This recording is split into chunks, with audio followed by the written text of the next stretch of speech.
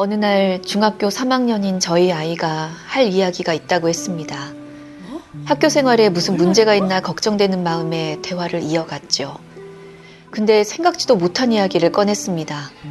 아는 형을 따라 도박을 시작했는데 오프라인 총판에게 금리 50%의 사채를 썼고 결국 돈을 잃어 도박 빚으로 2천만 원이 생겼다는 이야기였습니다.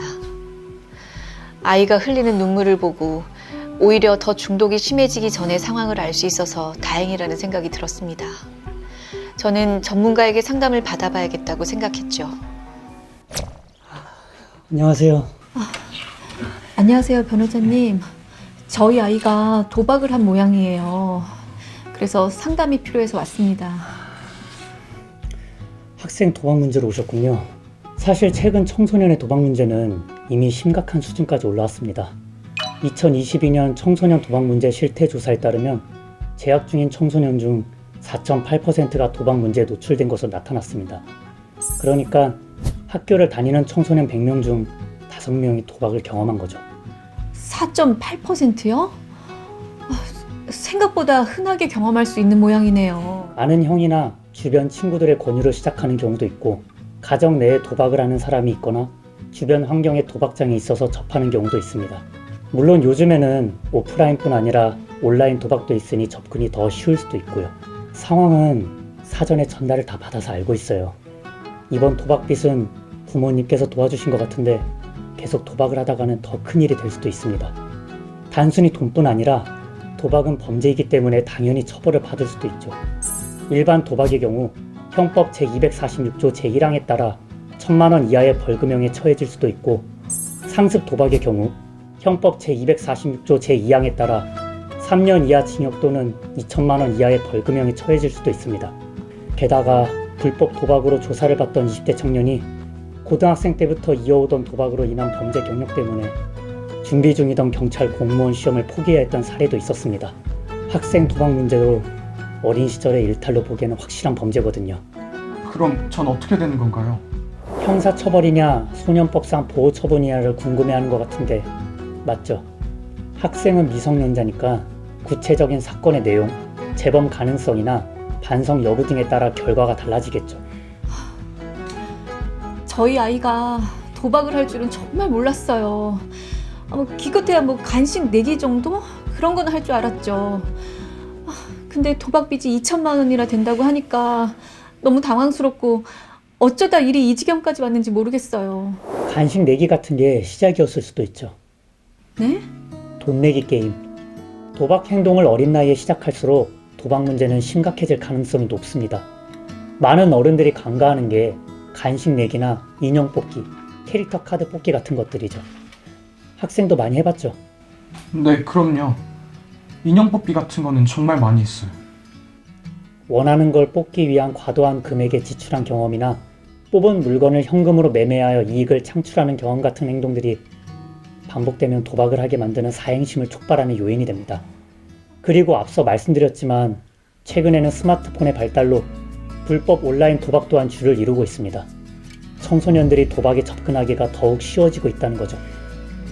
아니 근데 아이들이 도박에 빠졌는지 아닌지 어떻게 알죠?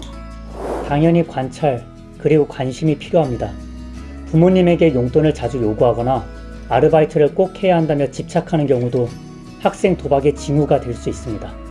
반대로 갑자기 가족들에게 고가의 선물을 하거나 용돈을 준다거나 하는 경우도 있습니다. 자신의 물건을 팔거나 잃어버렸다고 하기도 하고, 가족의 돈을 훔치거나 부모의 기중품이 사라진다면 이도 학생 도박을 의심해 볼 수 있는 징후입니다. 혹시 그때 아르바이트를 꼭 해야 한다고 했던 때도? 네, 도박 때문이었어요. 모든 도박은 처음엔 돈을 딸 수 있도록 설계가 되어 있습니다. 그러니까 너도 이거 해봐, 나도 지금까지 얼마 땄어 하면서 그걸 믿고 또 그 친구가 도박을 하고 또 돈을 따면 다른 친구에게 전파하고, 이런 식으로 학생 도박은 퍼지게 되어 있습니다. 그런데 학생들이 돈을 땄을 때의 경험만 영웅담처럼 이야기하지 보통 잃은 경험을 이야기하진 않거든요. 이 점도 청소년들이 알고 있어야 할 부분입니다. 아니 근데 도박 사이트나 도박장에 어떻게 아이들이 그렇게 쉽게 접근할 수 있는지 이해가 안 돼요. 온라인 도박 사이트 같은 경우에는 너무 가입이 쉬운 구조로 되어 있습니다. 계좌번호, 이름, 전화번호만 있으면 가입을 할 수 있고 성인 인증은 전화가 옵니다. 그럼 몇 년생이냐, 무슨 띠냐 정도만 물어보는데 사실 사전에 조금만 검색하면 답변이 가능한 수준이죠. 그리고 그 질문에 대답하면 바로 가입이 됩니다. 오프라인 같은 경우에는 보드게임장이라고 써놓고 안쪽에 도박장이 운영되는 경우도 있고 가정집 도어락 번호를 공유하고 번호를 입력하면 도박장 관리자가 나오고 그 사람에게 하러 왔다고 하면 그냥 들여보내주는 거죠. 도박장에 대한 온 오프라인 정보는 문자 메시지 링크를 통해서 클릭만 하면 접근이 되도록 뿌리고 있기도 하고 심지어 그 문자 메시지를 청소년들에게 뿌리게 하는 방식도 쓰고 있습니다. 학생 도박에 접근시키기 위한 수법은 교묘해지고 점점 쉽게 접근하도록 만들고 있는 거죠. 저희 애는 고금리 사채를 썼다고 하는데 그럼 다른 학생들은 그 도박 빚을 다 어디서 충당을 해요? 좋은 질문이신데요. 이제 할 이야기는 학생도 잘 들었으면 좋겠습니다. 학생들이 도박을 통해서 돈을 잃게 됩니다. 그럼 잃은 돈을 만회하기 위해 타인의 물건을 훔치거나 돈을 빌리고 갚지 않거나 중고거래 사기를 치는 경우도 있고 게임 계정거래 사기 등을 치기도 합니다. 결국 2차 범죄로 도박 자금을 마련한다는 말이죠. 또다시 도박을 하기 위해 범죄를 저지르고 또 도박을 하고 이 패턴이 반복될 수도 있는 거죠.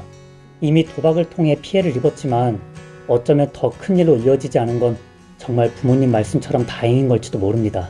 학생 도박이 중독으로 이어지고 돌이킬 수 없는 지경에 이르는 경우도 많으니까요. 도박을 시작하니까 주변에 도박하는 친구들도 확실히 많아지더라고요. 그러다 보니 문제의 심각성도 덜 느끼게 됐던 것 같고요.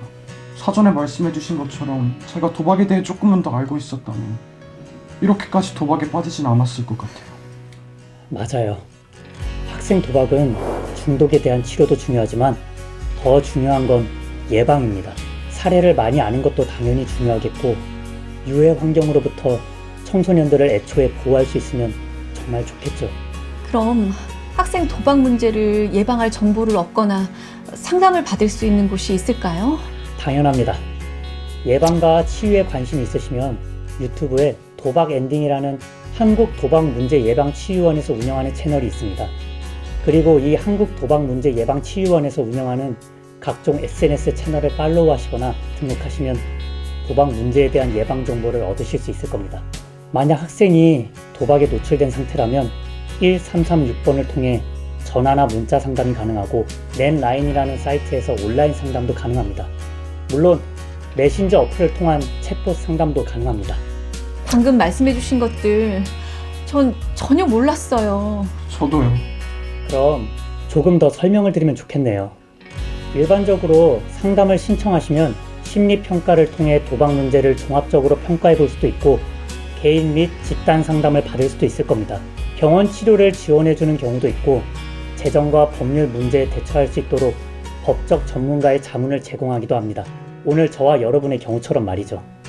또 청소년 캠프를 통해 회복을 할 수 있도록 돕기도 하고 학생 도박 문제가 재발하지 않도록 추적 관리 등을 통해 회복된 청소년들의 일상을 점검합니다.